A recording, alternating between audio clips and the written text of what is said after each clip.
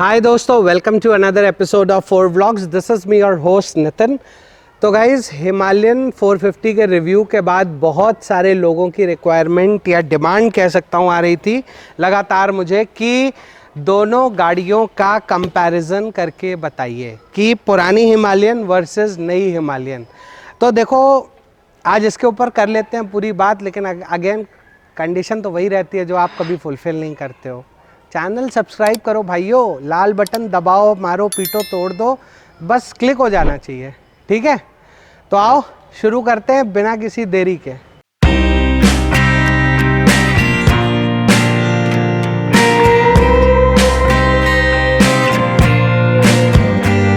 तो शुरुआत कहाँ से की जाए और कहाँ से वीडियो एंड किया जाए, मुझे सच में समझ में नहीं आया। ये दोनों ही बाइकें अपने आप में एक आइकॉन है। The brand Himalayan which is owned by royal Enfield in it self is a icon. तो एक दो को नहीं, हज़ारों को नहीं, लाखों लोगों को इस बाइक ने पहाड़ों पे घुमाया है आज तक। हाँ, वो बात अलग है कि कुछ इंसिडेंसेस हुए हैं, कभी पंचर हुई है, कभी कुछ हुआ है, लेकिन जितना इस बाइक ने लोगों को पहाड़ घुमाए हैं उतने किसी ने नहीं घुमाए हैं। और उम्मीद हम यही करते हैं कि ये जो बाइक अभी आई है आपके सामने, बिल्कुल नई रॉयल एनफील्ड हिमालयन 450, ये भी कुछ इसी तरीके के कमाल करने वाली है। लेकिन अब यहाँ पे कुछ बुनियादी फ़र्क हैं जो इन दोनों गाड़ियों में आ चुके हैं, तो आज उनके ऊपर बात करेंगे, जानने की कोशिश करेंगे कि कितना फ़र्क आया है दोनों बाइकों में। तो सबसे पहले स्टार्ट करते हैं टायर्स के साथ। तो अगर आप टायर्स की बात करो तो 90-90-21 सेक्शन का टायर यहाँ भी है और 90-90-21 सेक्शन का ही टायर वहाँ भी है। इनफैक्ट अगर आप देखने की कोशिश करोगे तो दोनों टायर्स की ब्रांड से लेकर के और सिर्फ एक फ़र्क आया है, थोड़ा सा ग्रिप में फ़र्क दिया है, लेकिन ब्रांड भी सेम है। क्योंकि होता क्या है, over a period of time, अब जैसे ये टायर कंपनीज हैं, they also keep on improvising things. तो ब्रांड सेम रहता है, उसका सब ब्रांड सेम रहता है, लेकिन उसके डिज़ाइन चेंज होते रहते हैं। उसके बाद अब थोड़ा सा आते हैं पीछे की तरफ, तो यहाँ पे थोड़ा सा चेंज आपको देखने को मिलेगा। देखने का चेंज क्या मिलेगा, टायर वही C8 का जो हमेशा से आता था, लेकिन यहाँ पे टायर की प्रोफाइल थोड़ी कम थी, लेकिन जो साइड वॉल थी वो थोड़ी बड़ी थी। यानी कि ये था 140 सेक्शन का टायर। ये देखिए यहाँ पे अगर आप नीचे देखेंगे, ये था 120 सेक्शन का टायर, 120 90 17। तो यानी कि 120 ये चौड़ाई है, 90 ये ऊंचाई है और 17 इंच का ये व्हील है। लेकिन यहाँ पे क्या करा है रॉयल एनफील्ड ने, यहाँ पे जो टायर है इसको चेंज कर दिया, यहाँ पे प्रोफाइल कर दी 140, लेकिन यहाँ पे जो हाइट थी, जो 80 mm थी, वो कर दी 90 को कर दिया 80, और टायर प्रोफाइल वही सेम रहन दी है। अब इसके बाद बात करते हैं थोड़ा सा सस्पेंशन सेटअप के बारे में। तो उसके लिए थोड़ा सा इधर आना पड़ेगा। अब यहाँ पे देखिए, अब ये देखिए सस्पेंशन सेटअप में फ़र्क क्या है। अब यहाँ पे देखिए आप अगर, तो ये तकरीबन बहुत लेटा हुआ सस्पेंशन है, जिसकी वजह से यहाँ पे सस्पेंशन जो है ना वो ज़्यादा कंफर्टेबल साइड में आ गया है। जबकि अगर पुरानी वाली हिमालयन की तरफ आप देखेंगे तो सस्पेंशन जो है करीब करीब हॉरिजॉन्टल पोजिशनिंग में था। ये देखिए ये रहा सस्पेंशन, और ये बिल्कुल सीधा हॉरिजॉन्टल पोजीशनिंग में है, जिसकी वजह से क्या होता था कि सस्पेंशन उतना ज़्यादा सॉफ्ट नहीं होता था। अब फुट पेग्स की बात करें तो कोई ख़ास फ़र्क नहीं आया है, बिल्कुल वही है। हाँ, लेकिन यहाँ पे अगर आप एग्जॉस्ट सिस्टम की बात करेंगे तो एग्जॉस्ट सिस्टम में बिल्कुल चेंजेस आए हैं। यहाँ पे एक काफ़ी छोटा सा स्लीक सा एग्जॉस्ट है, जबकि पुरानी वाली हिमालयन की तरफ अगर आप देखेंगे तो एक काफ़ी बड़ा सा, बल्कि सा और एक बड़ा रोबस्ट लुक देने वाला एग्जॉस्ट है। उसके बाद फ़र्क अगर आप सीट हाइट में करें कंपेयर तो कोई बहुत ज़्यादा फ़र्क नहीं है, लेकिन यहाँ पे मुझे एक फ़र्क है जो बहुत बेसिकली दिखता है, वो ये है कि ये जो सीट्स थी ना, ये मुझे जेल सीट की थोड़ी सी फील देते हैं। ये ऐसा लगता है जैसे जेल सीट्स हैं, बहुत ज़्यादा सॉफ्ट हैं ये।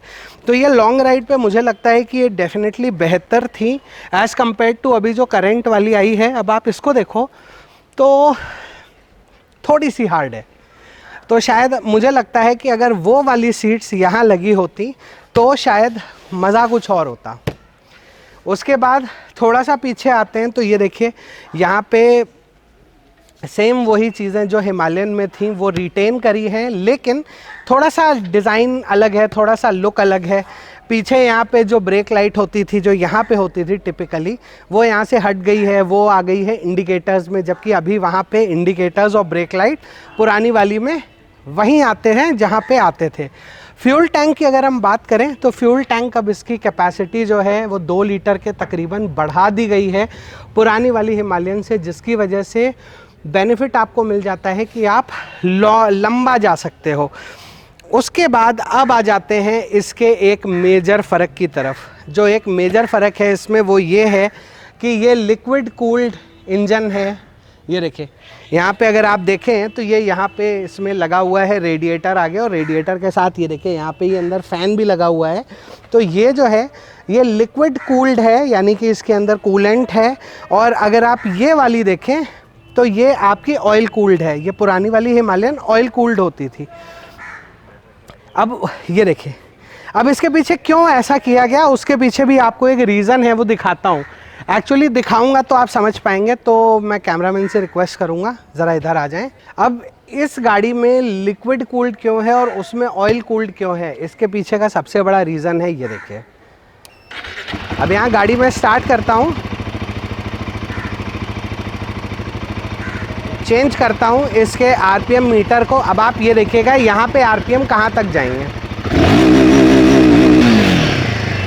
यहाँ पे आरपीएम आपके 7,500 तक क्लॉक कर रहे हैं। प्लस इसमें जो इंजन है वो आपका एक शॉर्ट स्ट्रोक इंजन है। शॉर्ट स्ट्रोक इंजन होने की वजह से राउंड्स पर मिनट जो इंजन के अंदर हैं वो ज़्यादा हैं as compared to the old Himalayan. अब ओल्ड हिमालयन की तरफ भी चलते हैं। अब ये देखो यहाँ पे इसका स्पीडोमीटर है, ये देखो इसका आरपीएम मीटर देखते हैं।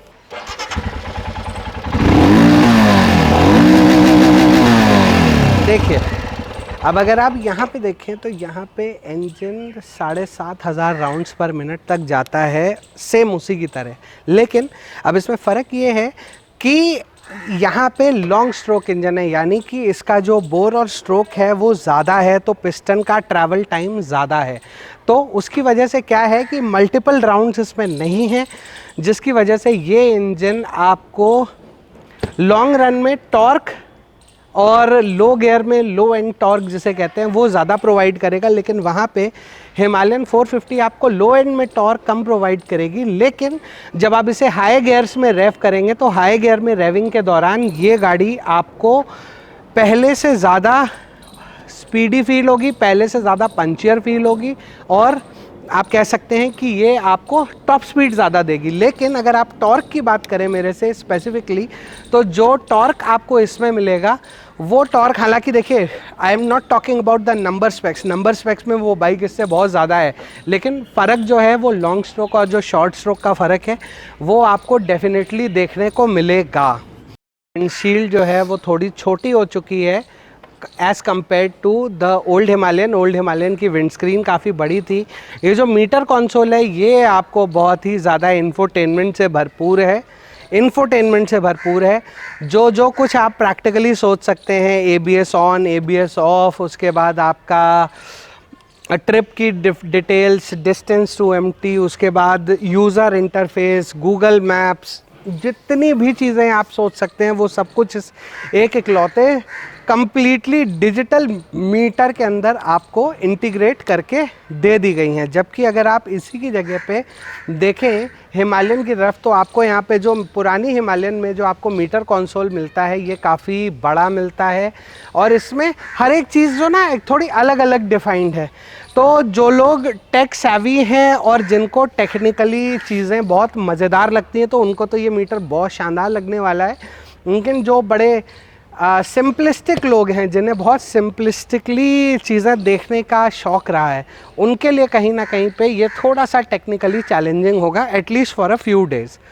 उसके बाद स्विच गियर्स जो हैं, स्विच गियर्स की क्वालिटी को बहुत ही ज़्यादा प्रीमियम कर दिया है रॉयल एनफील्ड ने यहाँ पे। और सस्पेंशन जो अगेन शोवा का यहाँ पे अपसाइड डाउन फोर्क्स का सस्पेंशन दिया है, ये बिल्कुल ही नेक्स्ट लेवल लुक ऐड करता है और बिल्कुल ही नेक्स्ट लेवल जो है आपकी बाइक की परफॉर्मेंस को भी लेकर के जाता है इन टर्म्स ऑफ सस्पेंशन। क्योंकि पुरानी वाली में आपको मिलते थे टेलीस्कोपिक सस्पेंशन और यहाँ पे आपको मिल जाते हैं अपसाइड डाउन फोक्स।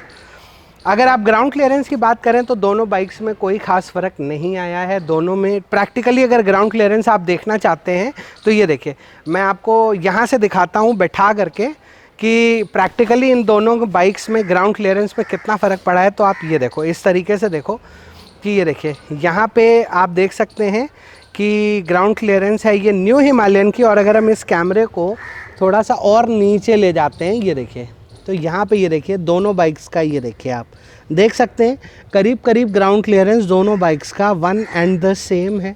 कोई ख़ास फ़र्क यहाँ पे नहीं आता है। उसके बाद एक चीज़ जो थोड़ा सा मेरा अटेंशन डेफिनेटली ग्रैब करती है वो यहाँ पे जो ये आगे के ये जो फेयरिंग इसमें दी गई है इस बार रॉयल एनफील्ड हिमालयन 450 में, ये काफ़ी बेहतर लग रही है as compared to the old one. और यहाँ पे ये रॉयल एनफील्ड के लोगों को इतने स्टाइल्ड तरीके से इस बार लिखा गया है कि डेफिनेटली ये आपका अटेंशन ग्रैब करता है।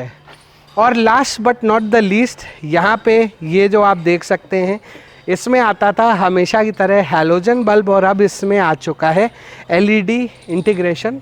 तो ये थे कुछ मेजर चेंजेस जो कि आपको देखने को मिलेंगे हिमालयन 450 और हिमालयन 411 में। अब बात करते हैं मेरे वर्डिक्ट के बारे में। तो मैं क्या सोचता हूँ कि कौन सी बाइक बेहतर है। देखिए, टेक्नोलॉजी जो होती है ना हमेशा अपने आप में अपग्रेड करती है और टेक्नोलॉजी जब अपग्रेड होती है तो डेफिनेटली कुछ चीज़ें ऐसी होती हैं जो लोगों को अच्छी लगती हैं और कुछ चीज़ें होती हैं जो लोगों को अच्छी नहीं भी लगती हैं। जैसे फॉर एग्ज़ाम्पल, अब अगर आप मुझसे बोलो कि आपको दोनों बाइक्स में से कौन सी बहुत अच्छी लगती है, लुक्स में मुझे वो बहुत अच्छी लगती है, इलेक्ट्रिकल से मुझे वो बहुत अच्छी लगती है, लेकिन इंजन वाइज मुझे ये बाइक ज़्यादा बढ़िया लगती है, तो वो एक सब्जेक्टिव सी बात हो जाती है। लेकिन हाँ, ये नई वाली हिमालयन 450 जो आई है ये आपको किसी भी सूरत में निराश नहीं करेगी। तो अगर आप हिमालयन यूज़र हैं या आप हिमालयन लेना चाहते हैं तो डेफिनेटली आप इस बाइक की तरफ जा सकते हैं। और बहुत जल्दी ही हम लोग लेके आने वाले हैं इस बाइक का राइड रिव्यू। राइड करने के बाद कैसा फ़र्क आ रहा है वो भी आपको बहुत जल्दी बताऊंगा और दोनों बाइक साइमल्टेनियसली राइड करके ही बताऊंगा। सो उम्मीद करता हूं कि आपको आज का हमारा ये वीडियो अच्छा लगा होगा। अगर ये वीडियो अच्छा लगा हो तो लाइक और शेयर ज़रूर कीजिएगा। So with this note, this is me Nitin signing off from 4 vlogs for the day. मिलेंगे आपसे बहुत जल्दी एक और नए वीडियो में। Till then stay tuned, stay safe, stay secure. Good bye.